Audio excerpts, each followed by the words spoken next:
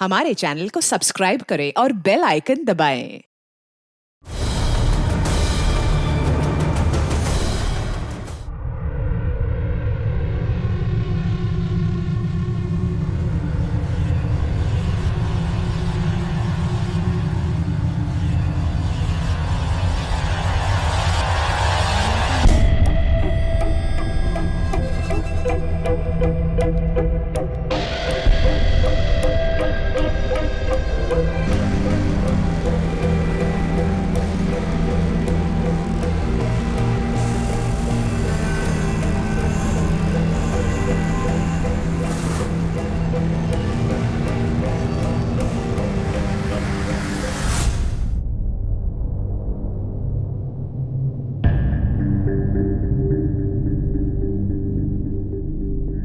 और कुछ?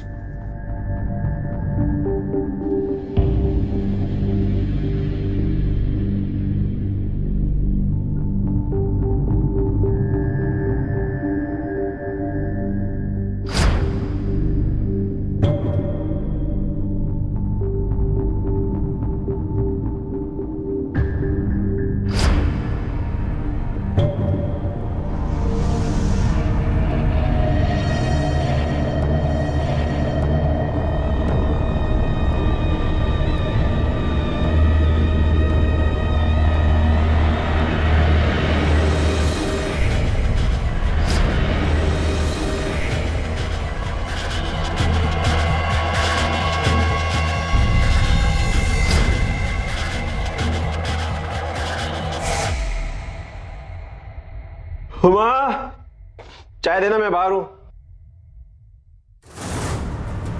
माँ, माँ, माँ,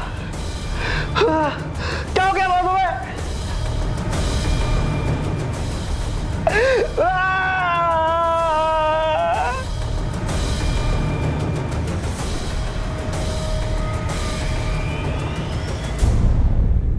मेरा अच्छा बच्चा सोनू अब मम्मा के हाथ से खाना खाएगा।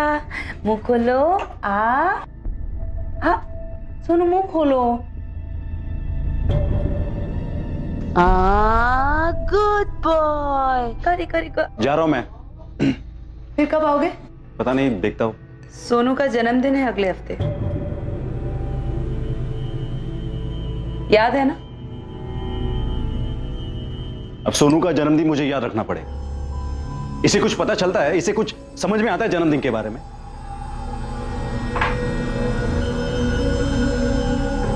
सब समझ में आता है इसे। पिता हो तुम उसके, तुमसे कुछ तो उम्मीद रख सकता है ना। अब तुम फिर से शुरू मत हो जाओ।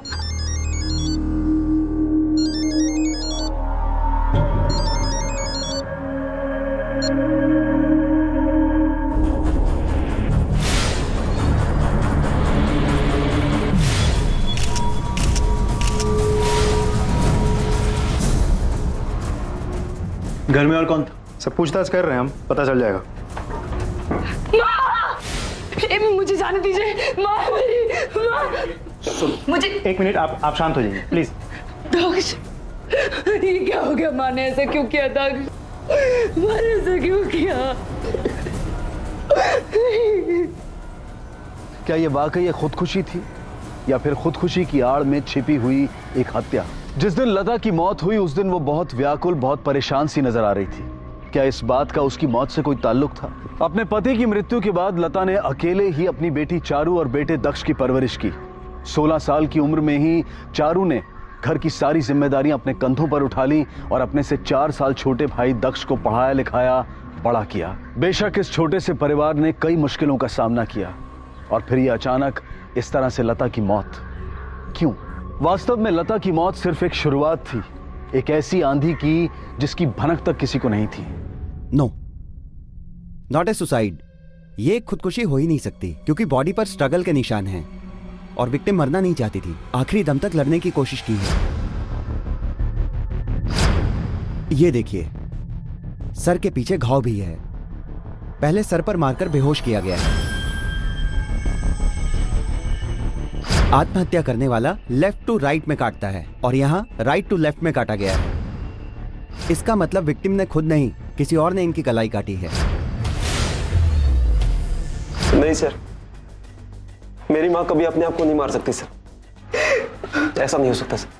सर, मेन डोर के लॉक के साथ छेड़खानी हुई है, लेकिन आसपास रहने वाले लोगों में से किसी ने कुछ नहीं देखा।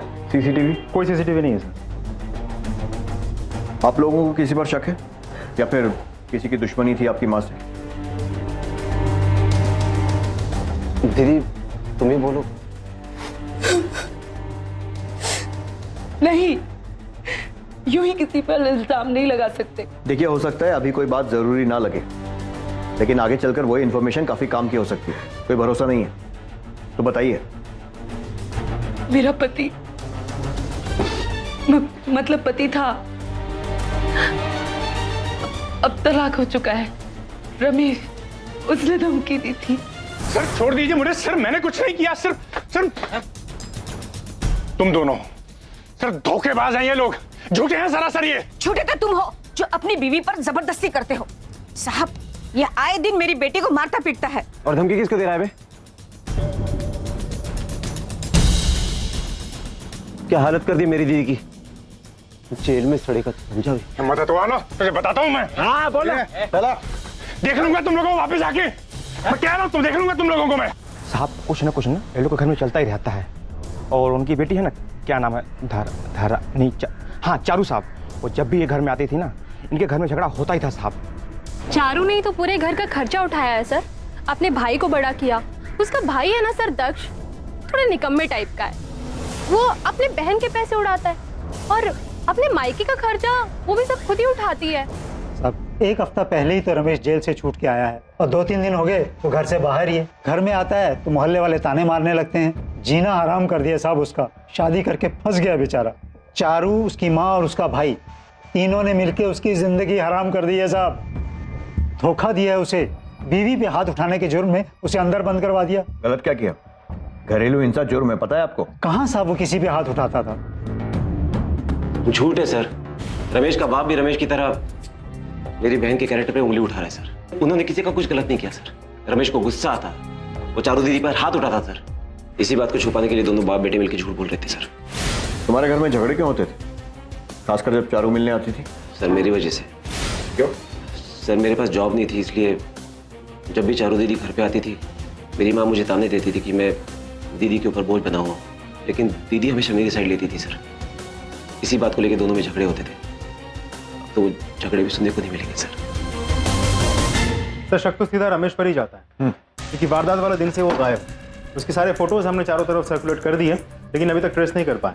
अभी 1 हफ्ता पहले ही जेल से छूटा है, इसीलिए उसके पास कोई मोबाइल फोन भी नहीं है जिसके जरिए हम लोकेशन ट्रेस कर पाए। सर कोई बाहर का ही आदमी है जो मेन दरवाजे का लॉक तोड़ के अंदर आया है, मतलब पूरी प्लानिंग के साथ मर्डर किया गया है।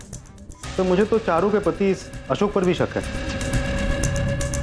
चारू पर उसके मायके की पूरी जिम्मेदारी थी, इसीलिए अशोक को गुस्सा आता होगा कि चारू का पूरा ध्यान मायके पे था। हाँ, लेकिन अगर ऐसा होता भी तो बात करता, झगड़ा करता। सीधे चारू की माँ का खून, और वो भी इतनी प्लानिंग के साथ। अगर कोई और एंगल निकलता भी है तो उस पर शक कर सकते हैं, पर कुत्ता एक काम करो, इस पूरी फैमिली का कच्चा चिट्ठा निकालो और इस रमेश को ट्रेस करते रहो। Okay sir.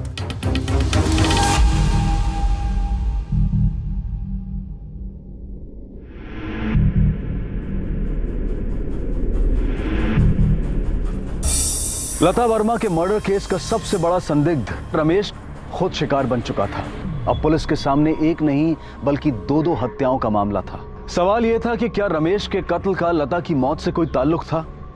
पुलिस अब इन दोनों मामलों को जोड़कर जांच करने लगी। सर मुझे तो पता भी नहीं था कि वो जेल से छूट गया था। मैंने तो उस आदमी के बारे में सोचना भी बंद कर दिया था। दोपहर के 12 से 1 बजे के बीच कहाँ थी तुम? सर सोनू की क्लास थी वहीं। कल सैटरडे था। कैसी क्लास? वो नॉर्मल क्लास नहीं sir, special class. Sonu autistic है ना सर, तो शनिवार को उसकी स्पेशल क्लास होती है। सर हम लोगों का रमेश से कोई लेना देना नहीं है सर। वो दीदी के साथ इतना बुरा बर्ताव करता था, उसके बावजूद आज तक उस पर हाथ नहीं उठाया सर। तो अब क्या मारूंगा सर उसको? हम लोग ऐसे लोग नहीं हैं सर। लेकिन इस बार तो तुम्हारी माँ का मर्डर हुआ है और तुम्हें तो उस पर पहले से ही शक था, तुम नहीं बताया था? हाँ लेकिन सर तब भी मैं पहले पुलिस के ही पास आता। कल दोपहर 12 से 1 के बीच में कहाँ थे? सर मैं सोनू और दीदी को लेके सोनू के स्कूल गया और उसके बाद बाहर वेट करता रहा, और जब 2 बजे उसकी क्लास छूटी तो। 2 घंटे? और तुम वहीं रुके रहे? हाँ सर, मुझे तो आदत है। एक काम करो, रमेश की सारी डिटेल्स निकालो। जिस जेल में था जेलर से बात करो, पता करो जेल में किसी से दुश्मनी थी या नहीं। दक्ष, चारू और अशोक तीनों की मर्डर के समय मोबाइल फोन लोकेशन निकालो। Okay sir. ये भी हो सकता है कि इस रमेश ने ही लता का मर्डर किया हो। सर, अशोक गुप्ता के डिटेल्स। पद्मा गुप्ता, 2 शादियां, इंटरेस्टिंग। 2 शादियां करने के जुर्म में तो तुझे अंदर करेंगे ही, लेकिन उसके पहले कुछ और सवालों के जवाब चाहिए। जहाँ रमेश की डेड बॉडी मिली थी कल तू वहीं था, 12:15 बजे। नहीं सर, आप लोगों को कुछ गलतफहमी हो रही है। मुझे क्या पता आपको डेड बॉडी कहाँ मिली। मेरा इस सब से कोई लेना देना नहीं है। हमने तेरे मोबाइल फोन की लोकेशन ट्रेस की है। तू आर.के. सिंह नगर से 1 किलोमीटर आगे था। याद आया कुछ? सर जो पूछ रहा है ना चुपचाप जवाब दे, वरना हवालात में डाल के डंडे से सच उगलवाएंगे तुझसे। मुझे नहीं पता सर। सर ये ऐसे नहीं मानेगा, अंदर करना होगा। चल चल चल चल। नहीं चल रुकिए, मैं बताता हूँ।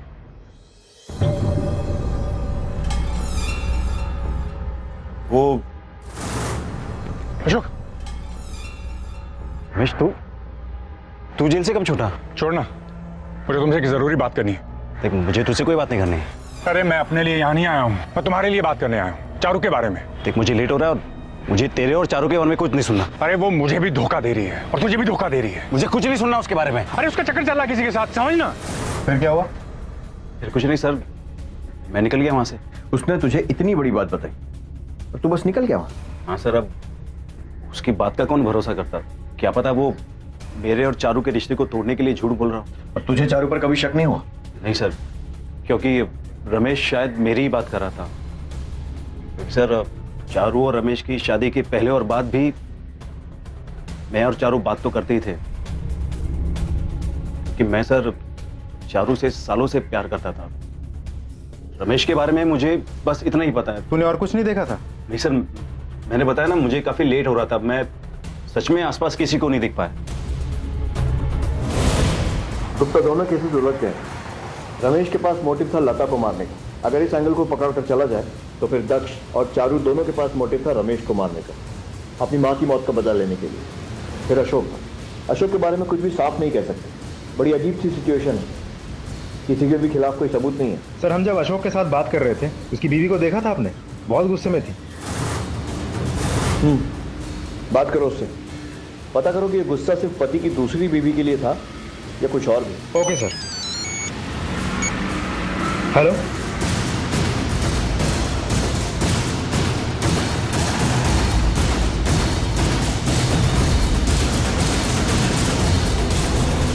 दक्ष नहीं मिल रहा, कल रात से घर नहीं आया है और उसका फोन भी स्विच ऑफ है।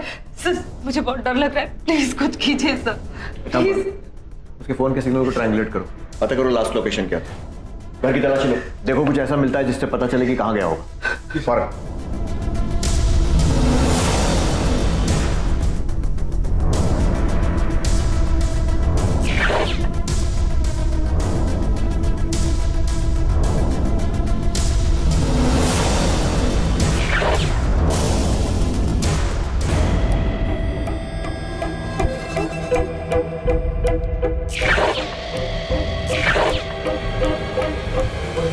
बेटा, सोनू नाम है ना तुम्हारा?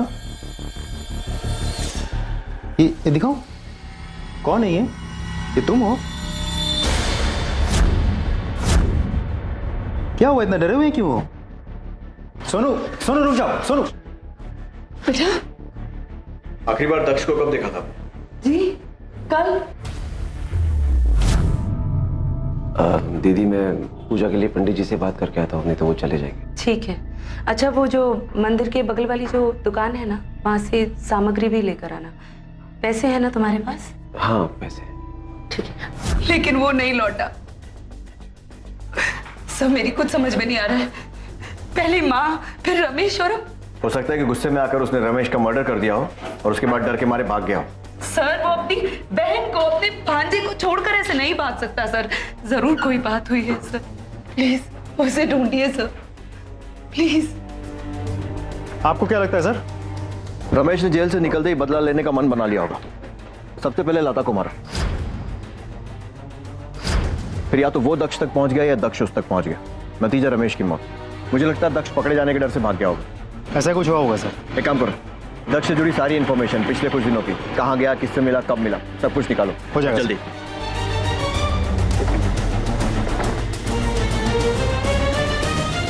तुम्हें हमारी जरा भी परवाह नहीं है ना? पहले माँ के साथ जो कुछ भी हुआ और अब दक्ष गायब है और तुम अब भी वही हो ना? अरे बात को समझो जरा। देखो पुलिस की नजर है मुझ पे, खासकर इन 2 शादियों की वजह से। कैसे हम मिलने? देखो कुछ दिनों तक हमें दूर रहना पड़ेगा, जब तक कि ये मामला ठंडा नहीं पड़ जाता। मैं कुछ नहीं जानती, तुम बस आ जाओ। मुझे तुम्हारी जरूरत है, हमें तुम्हारी जरूरत है, प्लीज। अरे तुम समझ क्यों नहीं रही? मरना क्या था ना तुझे? तेरी हिम्मत कैसे मेरे पति को फोन करने की? शर्म नहीं आती तुझे? बार बार फोन करके हमें परेशान करती रहती है। अरे अपना रोना ना किसी और के सामने जाके रो। आखिरी बार बोल रही हूँ, वार्न कर रही हूँ, तुझे बहुत पछताएगी तू। छोड़ूंगी नहीं तुझे और तेरे पागल बच्चे को, समझी?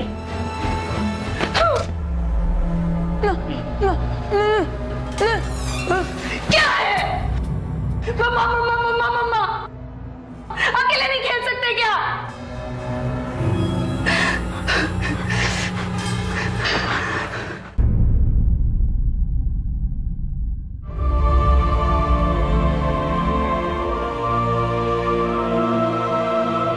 सुनो बेटा, मम्मा सॉरी।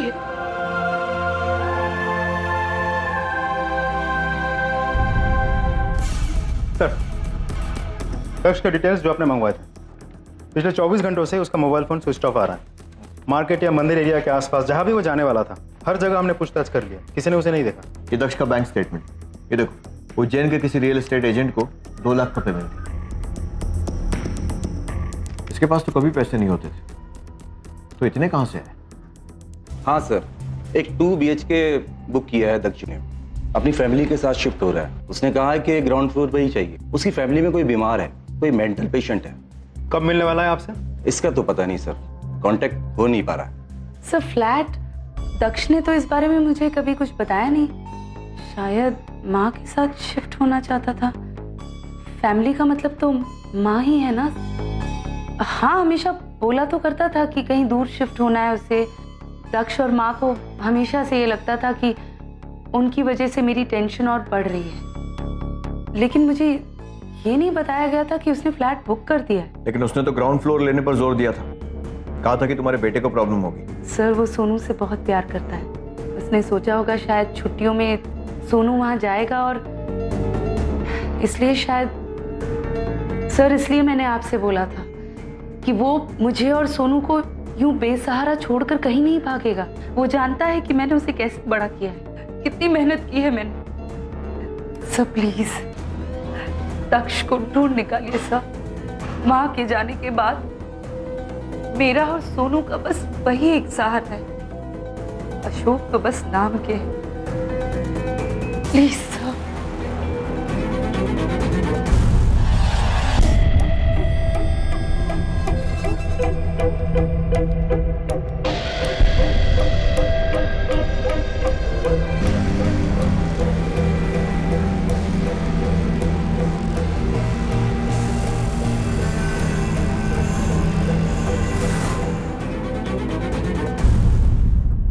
सर आपको वाकई लगता है इसे कुछ नहीं पता इस बारे में? समझ नहीं आता दक्ष ने अपनी बहन से ये बात क्यों छुपाई, अजीब बात है। सर डॉक्यूमेंट्स के हिसाब से जिस घर में दक्ष रह रहा था उसकी माँ के नाम पे है, लेकिन इंस्टॉलमेंट वगैरह सब चारू ने भरे, क्योंकि कमाने वाले सिर्फ चारू थे। सर ऐसा भी हो सकता है कि चारू को इस फ्लैट के बारे में सब पता चल गया हो, उसे गुस्सा आया हो कि भाई दक्ष ने माँ के साथ मिलकर नए फ्लैट खरीदने के चक्कर में पुराने घर बेचना चाहा, जिसमें चारू ने अपने मेहनत के पैसे लगाए। उसे गुस्सा आया हो, उसने दक्ष को मार दिया। और सर ऐसा भी हो सकता है कि अशोक खुद इन्वॉल्व हो, 2 घर एक साथ चला के वो शायद फ्रस्ट्रेट हो गया हो, तो चारू और अशोक दोनों ने मिलकर भाई दक्ष को मार दिया हो। या ये भी हो सकता है कि दक्ष खुद गायब हो गया और दोनों को या फिर किसी एक को फंसाने की कोशिश कर रहा हो। पुलिस के सामने संभावनाएं अनेक थीं, लेकिन सबूत एक भी नहीं। लता की रहस्यमय हत्या के बाद सबसे बड़ा संदिग्ध रमेश खुद मृत पाया गया था, और यहां दक्ष के मामले में ना तो कोई संदिग्ध था और ना ही कोई आरोपी। क्या ये सारी हत्याएं जुड़ी हुई थी? क्या जायदाद के लिए खुद चारू और अशोक ने दक्ष की जान ली थी? सबूतों के अभाव में अचानक एक ऐसी घटना घटी जो इस केस में एक नया मोड़ ले आई।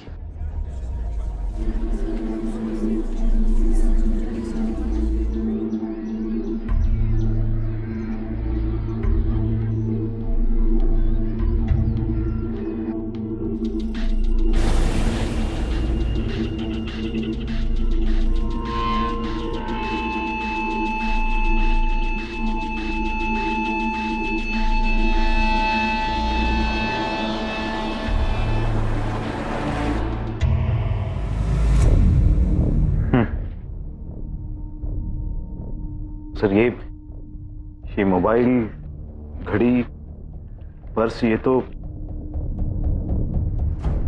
ये दक्ष का ही है सर।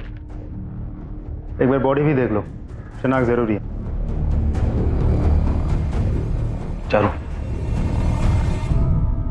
अशोक, मुझे नहीं देखना प्लीज सर, मुझे नहीं देखना। ये अंगूठी, बटुआ, फोन, घड़ी कुछ नहीं देखना सर, ये मेरा भाई नहीं है। चारू ये मेरा भाई हो ही नहीं सकता, मुझे नहीं देखना। अगर तुम नहीं देखोगी तो उसे सही से कौन पहचानेगा? हाँ? चलो चलो, कुछ नहीं होगा, चलो।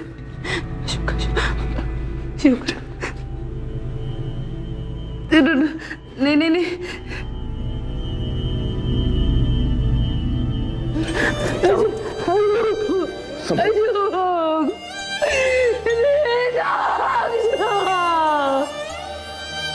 पहले बाहर चलेगी।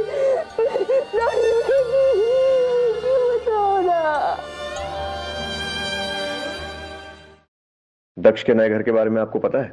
और ये बात आपने पहले क्यों नहीं बताई? क्योंकि मैं नहीं चाहती थी कि आप अशोक पर भी शक करें। मैं अशोक को नहीं खोना चाहती थी सर। वैसे भी एक एक करके सबको तो खो चुकी हूँ। मैं अशोक से बहुत प्यार करती हूँ सर। मैंने सपने में भी नहीं सोचा था कि अशोक दक्ष को नुकसान पहुंचा सकता है। लेकिन क्या?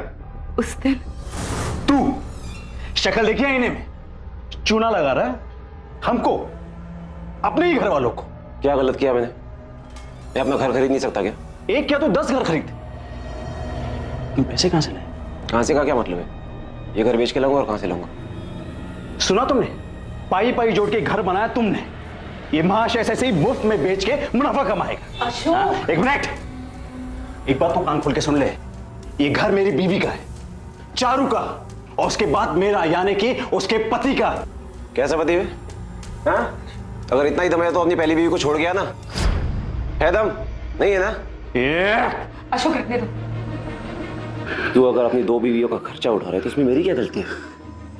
और वैसे भी तेरी शादी जो है ना वो गैर कानूनी है, बुज़दिल कहीं के।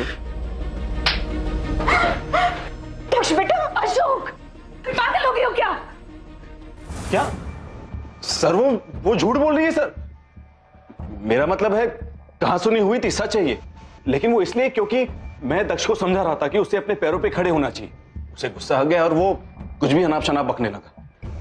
हमेशा यही होता है सर। देख दक्ष, गुस्सा होने की जरूरत नहीं है, शांति से सोच। आखिर तुझे भी समझना चाहिए, चारू कब तक अकेले सब कुछ संभालेगी? हाँ, ज्यादा भाषण देने की जरूरत नहीं है। इतना ही तो खुद की लाइफ संभालना। मर मर के 2 बीवी के खर्चे उठा रहा है ना। दक्ष, कैसी बातें कर रहे हो? क्या गलत कह रहा हूँ माँ मैं? क्या गलत कह रहा हूँ? अगर इतनी हिम्मत है तो अपनी पहली बीवी को छोड़ गया ना? नहीं कर सकता ना? है ये आदमी बुज़दिल कहेगा। अशोक, पागल हो गए हो क्या? ठीक तो है बेटा। झगड़े का कारण जो भी हो, नतीजा एक ही है कि तूने गुस्से के चलते दक्ष को मार दिया। इस झगड़े की वजह से सर, ऐसे झगड़े उस घर में रोज होते हैं। इसके लिए मैं उसकी जान थोड़ी लूंगा। और रमेश, उसने तो चारू को धमकाया था, गुस्सा भी बहुत आया होगा तुझे, और रमेश को मार दिया। रमेश पागल आदमी था और इस धमकी के लिए मैं उसका खून थोड़ी करूंगा। वैसे भी उससे बड़ी वजह तो दक्ष और चारू के पास थी उसे मारने की। कौन सी वजह? वही जो तूने पहले बताई थी कि रमेश का मानना था कि चारू का किसी और के साथ संबंध है। हाँ, अरे उसका चक्कर चल रहा किसी के साथ, समझना। मैंने आप लोगों को पूरा सच नहीं बताया सर। उसने मुझे इसके अलावा और भी कुछ बताया था। अशोक, सोनू मेरा बेटा नहीं है। क्या? हाँ, यही मैं तुझे बताना चाह रहा था कि चारू शादी से पहले ही प्रेग्नेंट थी। मुझे तो बाद में पता चला, उसकी माँ और भाई को पहले ही पता था।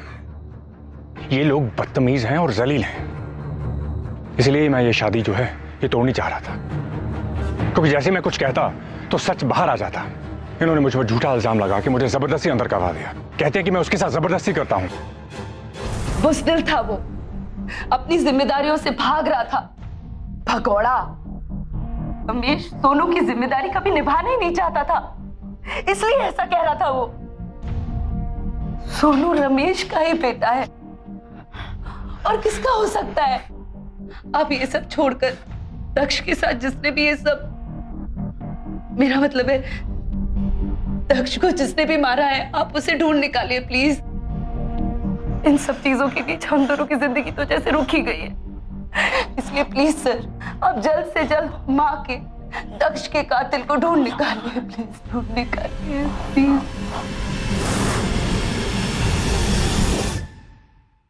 सर कोई तो पॉइंट है जो हम मिस कर रहे हैं। देखा जाए तो एक ही पैटर्न है। लता के मर्डर का शक रमेश पर गया, रमेश की मौत हुई। रमेश के मर्डर का शक दक्ष पर गया, हमें दक्ष की डेड बॉडी मिली। उसकी जली हुई लाश का स्कल और चेहरे की हड्डियां काफी हद तक दुरुस्त पाई गई हैं। उन्हें भोपाल भेजने का इंतजाम करो। Sir Bhopal? Central forensic lab की ब्रांच है वहां पर। एक्सपर्ट से उन हड्डियों के जरिए 3D फेशियल मैपिंग करवाओ और चेहरे का स्केच बनवाओ, फिर उसे दक्ष के चेहरे के साथ मैच करके देखते हैं। Okay sir.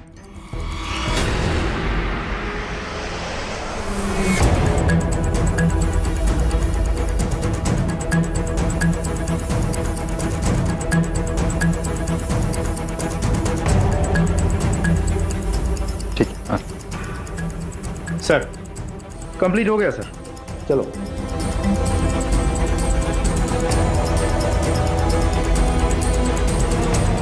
सर ये तो बिल्कुल मैच नहीं करता। इसका मतलब ये है कि वो बॉडी दक्ष की थी ही नहीं और दक्ष अभी तक जिंदा है। सर ये कुछ दोस्त और पड़ोसियों के भी बयान मिले। उनके मुताबिक दक्ष पैसों को लेकर बहुत मायूस था। अपनी माँ के साथ उसकी अनबन भी चल रही थी। सर ऐसा तो नहीं कि उसी के चलते उसने अपने माँ को मार दिया हो और अब नकली डेड बॉडी का नाटक करके अपनी बहन को नुकसान पहुंचाना चाहता हो। गुप्ता अगर यह एंगल सही होता तो नकली डेड बॉडी हमें चारू के मर्डर के बाद ही मिलती, ताकि इन्वेस्टिगेशन बंद हो जाए और दक्ष भी बच जाए। Right sir. क्या सोच रहे हैं सर? सोच रहा हूँ कि कहीं चारू ही तो अपने भाई के साथ मिलकर ये सब नहीं कर रही। क्या चारू इस सब में इन्वॉल्व हो या ना हो, उसकी जान को शायद खतरा हो सकता है। Okay sir. क्या दक्ष जिंदा है? मैंने कहा था सोनू से कि दक्ष मामा जिंदा है। सबसे कहा था, किसी ने विश्वास ही नहीं किया। इसका मतलब दक्ष ने खुद अपनी मौत का नाटक रचा। लेकिन क्यों? पैसे के लिए, प्रॉपर्टी के लिए। और आपको भी थोड़ा सावधान रहना होगा। मुझे? नहीं सर, मुझे थोड़ी। सर आप कह रहे हैं कि दक्ष ने ये सब किया। क्यों किया मैं नहीं जानती, लेकिन वो मुझे और सोनू को नहीं सर, कभी नहीं सर। वो हम दोनों को कभी नुकसान पहुंचा ही नहीं सकता। भाई है मेरा, सोनू भांजा है उसका।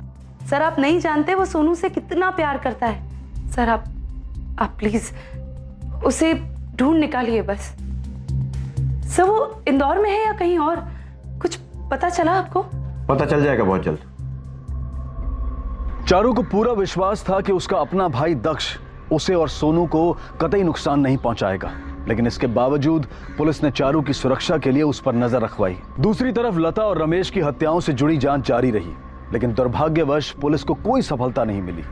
महीने बीत गए और मामला जैसे गतिहीन बनकर थम सा गया। और इधर चारू अशोक के प्यार और सहारे की उम्मीद में तरसती रही। वो अपनी जिंदगी के टुकड़ों को समेटना चाहती थी, उन्हें जोड़कर सुकून से जीना चाहती थी। चारू का सारा ध्यान अपने मानसिक रूप से विकलांग बेटे सोनू पर था। केस आखिर बंद होने की कगार पर पहुंच गया और तभी अचानक एक अनपेक्षित घटना घटी। हेलो। हाँ साहब, राधा नगर से बात कर रहा हूँ। जी साहब, हमारे पड़ोस के घर में झगड़ा चालू है साहब। 3-4 बार तो चीखने चिल्लाने की आवाज आई। ओके, हम आते हैं।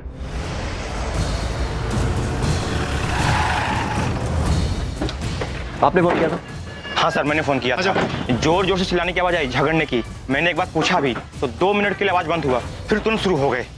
किसी को जाते हुए देखा या अंदर जाते हुए, बाहर जाते हुए? नहीं सर, किसी को नहीं। ये देखिए खून के धब्बे। चारू और बच्चा? सर ऊपर भी कोई नहीं है। सर अंदर भी कोई नहीं है। सर लगता है जबरदस्ती बाहर लेके गया होगा। एक काम करो, कंट्रोल रूम में रेडियो करो। एरिया के 5 किलोमीटर के रेडियस में नाकाबंदी करो। आसपास के इलाके में सर्च टीम डिप्लॉय करो। ज्यादा दूर नहीं गए होंगे।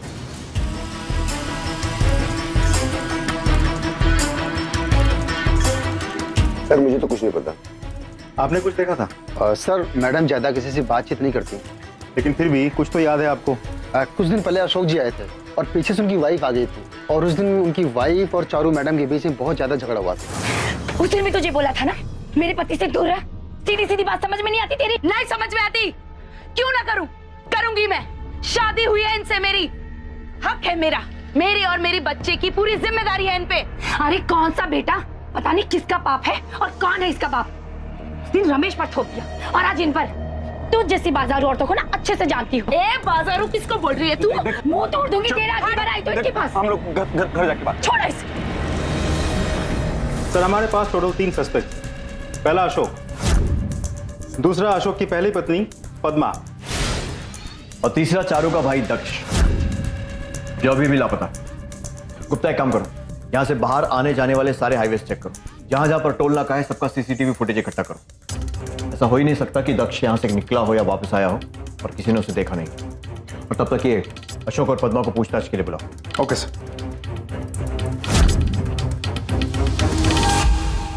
सर मुझे कुछ नहीं पता सर। मैं सच कह रहा हूं सर। देख, अगर पता चला ना कि तूने कुछ भी छुपाया है, घसीट कर उल्टा लटका कर उगलवाऊंगा। मैं सच कह रहा हूं सर, मुझे कुछ नहीं पता सर। रमेश सही कह रहा था सर। अरे उसका चक्कर चल रहा किसी के साथ, समझना। चारू का कहीं और चक्कर चल रहा है सर।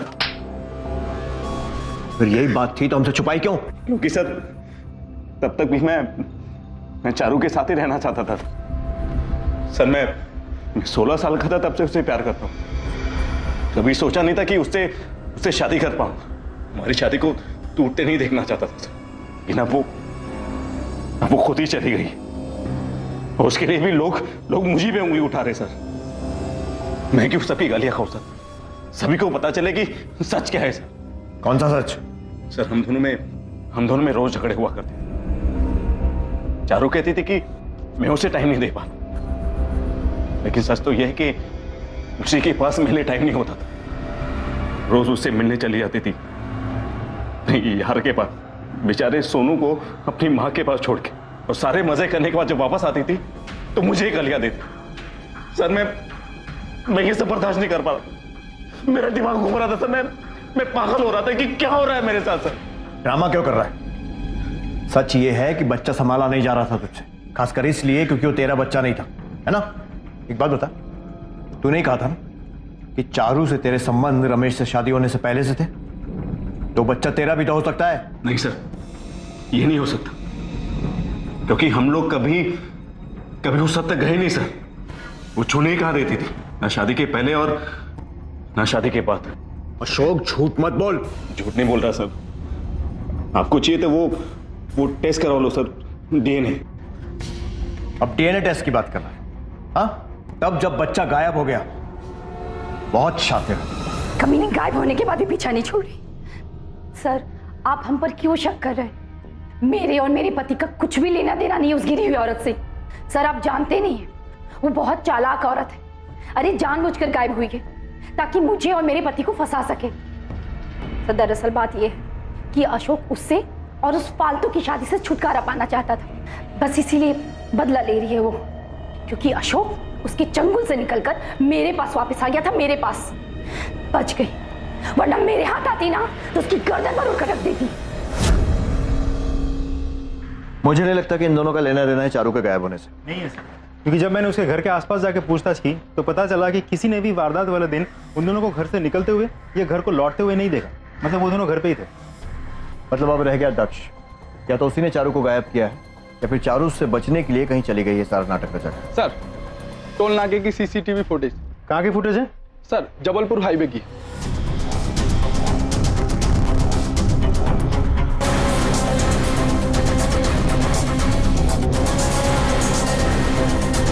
तो मतलब चारू दक्ष से बचने के लिए खुद कहीं भाग गई थी। एक काम करो, गाड़ी की नंबर प्लेट पर जूम करो, नंबर नोट करो और पता लगा। Okay sir. हाँ सर, इस औरत ने गाड़ी बुक तो की थी और एक लड़का भी था इसके साथ में। तुम्हें याद है कुछ सफर के दौरान क्या हो रहा था? सर कुछ खास नहीं, बस लड़का तो सोया हुआ था और ये औरत काफी प्रॉब्लम में लग रही थी, कुछ डरी हुई थी। कहाँ छोड़ा था? पूरा एड्रेस? सर एग्जैक्टली तो याद नहीं है, लेकिन इसने कहीं मेन रोड पे गाड़ी रुकवाई और फिर कहीं अंदर चली गई। कौन से एरिया में छोड़ा था? विजयनगर चौक जबलपुर। विजयनगर चौक जबलपुर।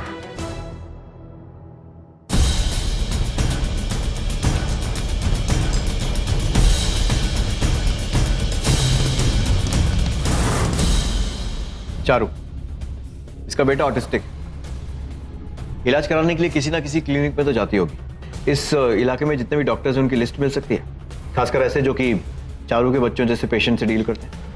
हो जाएगा सर। गुड। लिस्ट आते ही उन सभी डॉक्टर से पूछताछ करो, और अगर किसी के क्लिनिक में सीसीटीवी है तो उसका फुटेज भी मंगवा लो। नेक्स्ट।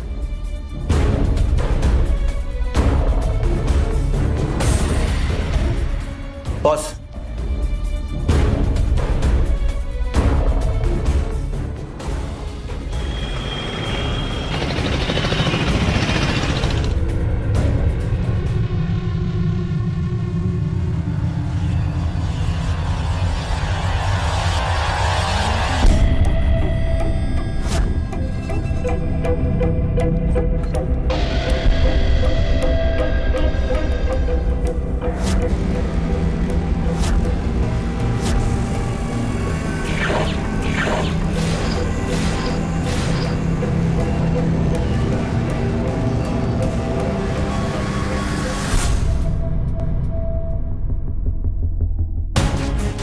मिंडो,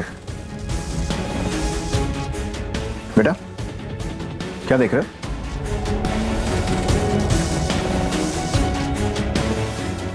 सोनू रमेश का ही बेटा है।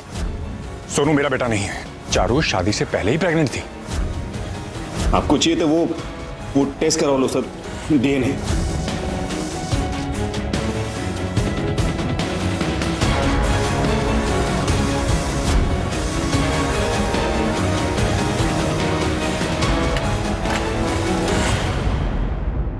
कौन है यार? सर आपका सामान। जाओ जाकर देख, जाओ ना, मैं तो तुम्हारे पास ही हूँ, जाओ। 2 BHK बुक किया है दक्ष जोशी, फैमिली के साथ शिफ्ट कर रहा है। माँ के साथ शिफ्ट होना चाहता था? फैमिली का मतलब तो माँ ही है ना। वो मुझे और सोनू को यूं बेसहारा छोड़कर कहीं नहीं भागेगा। तो वो सोनू से बहुत प्यार करता है। दक्ष को ढूंढ निकालिए सर। बॉस, इस क्लिनिक की सारी डिटेल्स निकालो, पेशेंट का एड्रेस भी रजिस्टर्ड होगा, शायद चारू का पता मिल जाए। सर। अरे मैंने कोई किराने का सामान नहीं मंगवाया यार।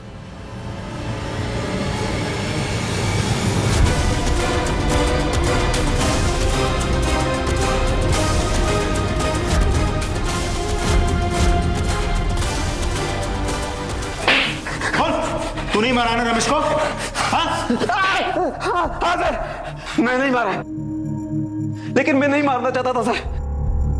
जो मारना पड़ा क्योंकि उसने धमकी दी थी। क्या धमकी दी थी? यही कि वो चारू दीदी के किसी के साथ नाजायज संबंध होने की बात दुनिया को बता देगा, और अगर ये बात सामने आती तो किसी न किसी को पता चल ही जाता कि वो इंसान मैं ही हूं। और अगर ऐसा होता तो मैं और चारू दीदी अलग हो जाते, और ये मैं होने नहीं दे सकता था सर। हाँ, मैंने ही दक्ष की मदद की थी माँ को रास्ते से हटाने में।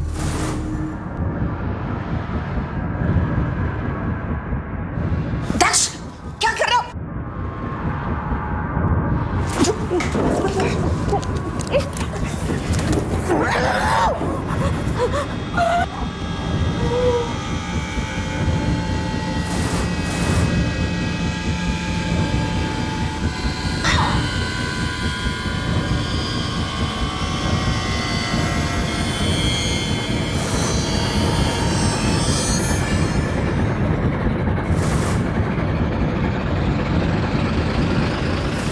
क्योंकि वो नहीं चाहती थी कि मैं और दक्ष हम दोनों एक साथ नए घर में रहें। अरे घर बनाया मैंने, और हमें पैसे देने से इनकार कर रही थी। मेरी अपनी माँ धमकाने लगी थी, दुनिया को बताना चाहती थी हमारे रिश्ते के बारे में। यही कि तुम्हारे अपने सगे भाई के साथ संबंध थे। मैं और दक्ष एक दूसरे से प्यार करते हैं, सच्चा प्यार। ये हमारी बदकिस्मती है कि हमें ये सब दुनिया से छिपा कर करना पड़ता है, लेकिन उससे कुछ बदलता नहीं है। अरे सगा भाई हुआ तो क्या हुआ, जितना प्यार उसने मुझे दिया है ना, मेरे किसी भी पति ने नहीं दिया आज तक। अरे वो तो अचानक माँ ने उस दिन देख लिया, वरना सब कुछ ठीक होता। चारू कहाँ है? शायद ऊपर होगी।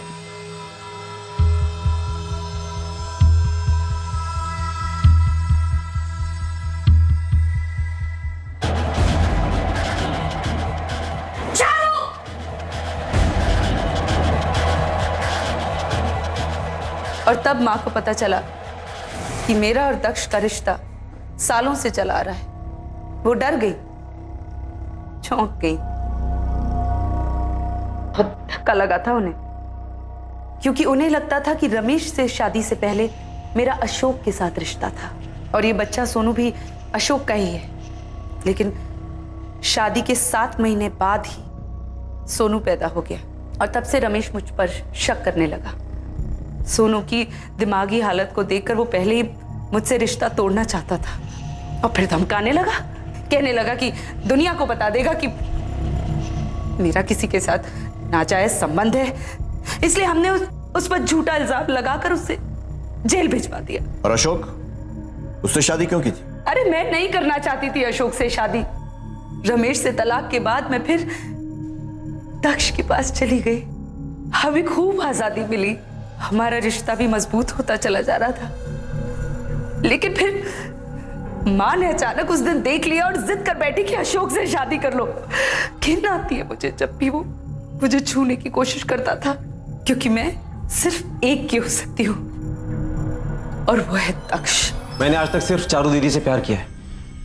उन्होंने मुझे बचपन से पाल पोस कर बड़ा किया है, मेरी हर ख्वाहिश पूरी की है, मुझे दुनिया की हर चीज दी है, यहां तक कि खुद को भी।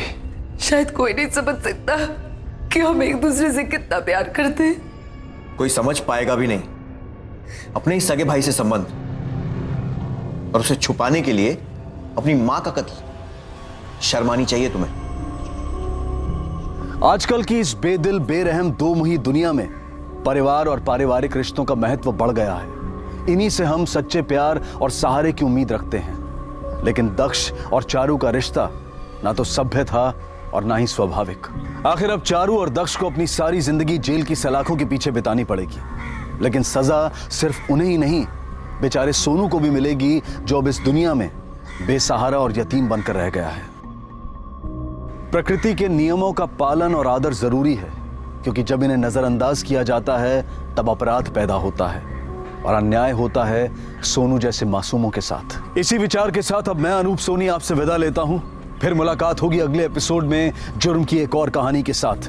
तब तक अपना और अपने परिवार का ख्याल रखें और देखते रहें क्राइम पेट्रोल डायल 100। सबक एक को सीख हम सबको। जय। For more updates, subscribe to our channel, click the show links and enjoy watching the videos.